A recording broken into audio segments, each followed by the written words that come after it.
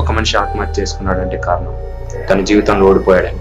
కానీ తనకు కూడా తెలియని నిజం ఏంటంటే తను చనిపోయిన జీవితంలో ఓడిపోయినందుకు కాదు, నువ్వు గెలవగలవు అని చెప్పేవాళ్ళు వాడి చుట్టూ లేక. ఈ నిజం మా విపిన్ గారికి చచ్చాక తెలుసు.